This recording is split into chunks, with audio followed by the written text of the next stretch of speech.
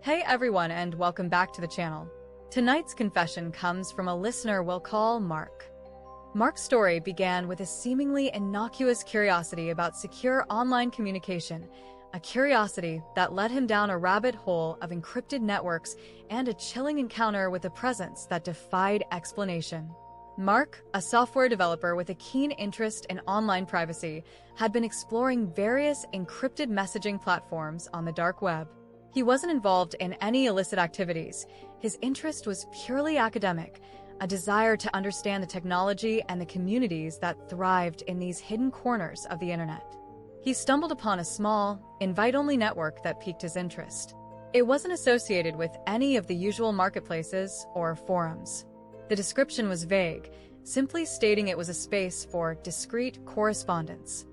Intrigued by the air of mystery, Mark managed to find an invitation code through a more obscure forum and gained access. The network was unlike anything he had seen before. It was minimalist in design, with a stark black interface and a simple list of usernames, most of which were strings of seemingly random characters. There were very few public channels. The primary mode of communication was direct, encrypted messages between users. Mark spent the first few days observing, trying to understand the dynamics of this digital space.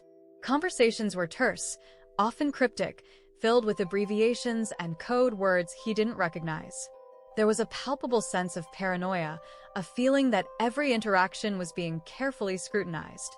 Then he received a direct message from a user with a handle Kronos. The message was simple: looking for a collaborator. Interest in temporal anomalies?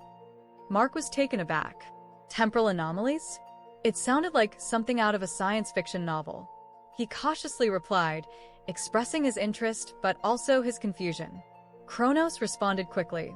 Discretion paramount. Meet me in channel #Obscura at 2300 hours Greenwich Mean Time. Use keyword parallax. Intrigued and increasingly uneasy, Mark navigated to the channel at the appointed time. It was empty except for Kronos, who greeted him with a curt, "Parallax received."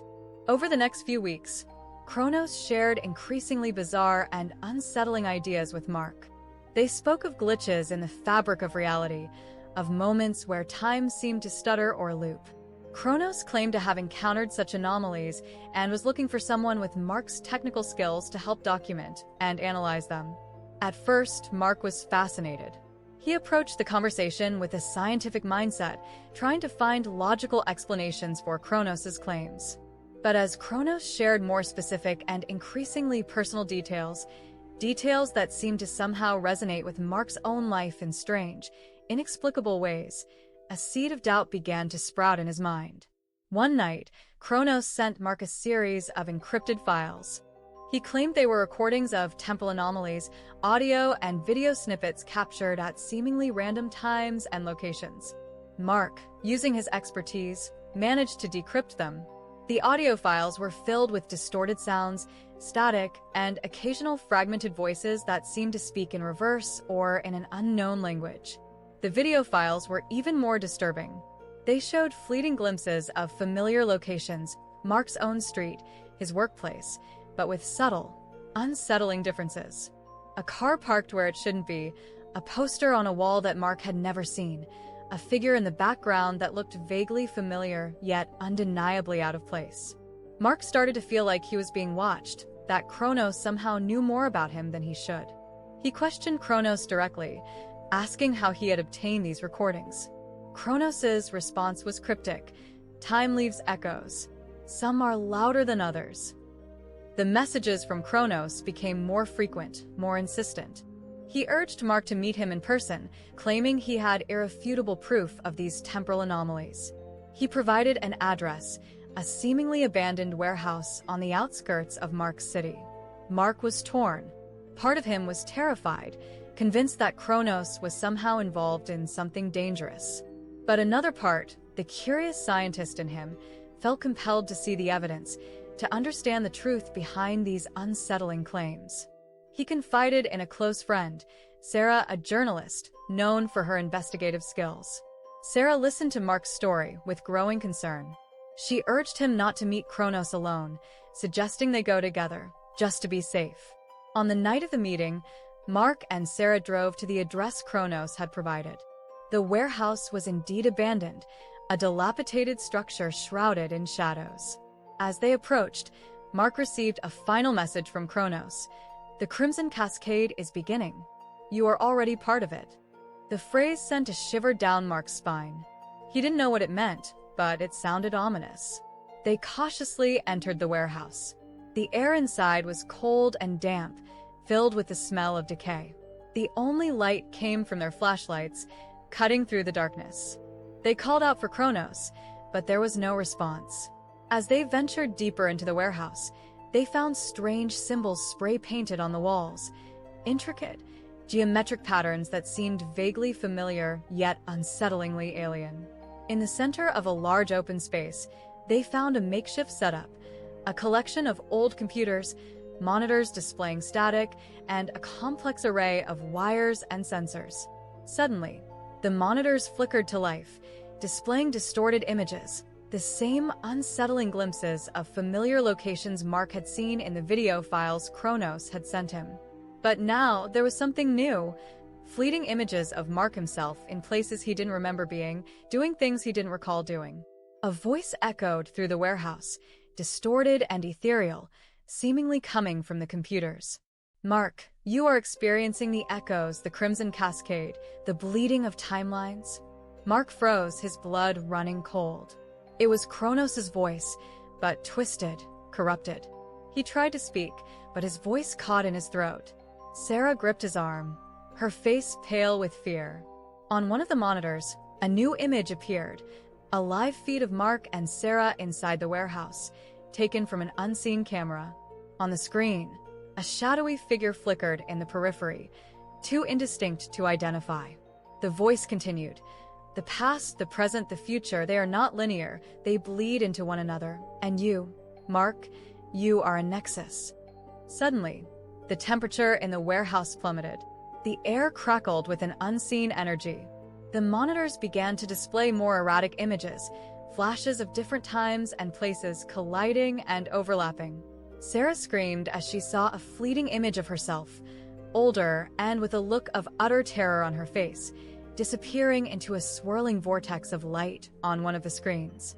Mark felt a strange dizziness, a disorientation as if his own memories were becoming fluid, shifting and merging with the images on the monitors.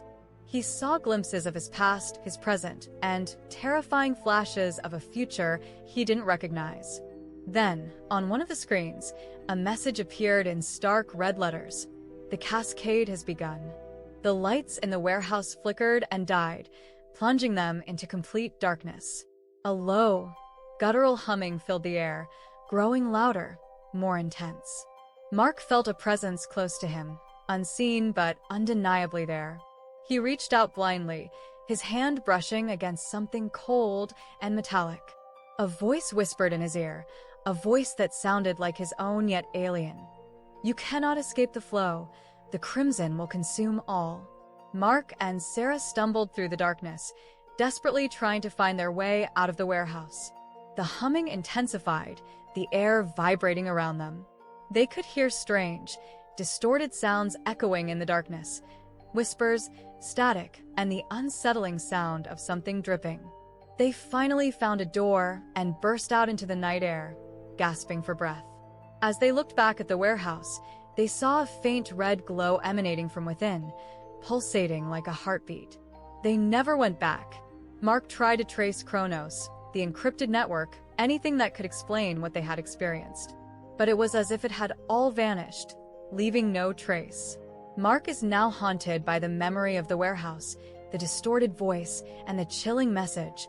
The Crimson Cascade has begun. He sees fleeting glimpses of things that shouldn't be there, moments where reality seems to flicker and shift. He wonders if he is truly experiencing temporal anomalies, or if his encounter with Kronos somehow fractured his perception of reality. He still uses the internet, but he does so with a constant sense of unease, always wondering if another message will arrive from the shadows, another invitation to witness the bleeding of timelines. And he can't shake the terrifying feeling that he is somehow caught in the Crimson Cascade, a flow of time beyond his understanding or control. What do you think happened to Mark and Sarah? Was Kronos a deluded individual who somehow managed to tap into something truly strange? Or was it something more sinister, a deliberate manipulation of perception and reality? Have you ever experienced a glitch in the Matrix, a moment where time or reality felt off? Share your confessions below. The internet can be a window to unimaginable wonders, but sometimes it can also open doors to the terrifying unknown. And that was Mark's chilling descent into the unknown, a story that makes you question how well we truly understand time, reality, and ourselves. If you found this story disturbing, thought-provoking, or just downright eerie, don't forget to like, share, and subscribe to the channel for more deep dives into the dark side of the digital world. Got your own glitch in the Matrix moment or a creepy online experience? Drop your confession in the comments below. You might just hear it in a future episode.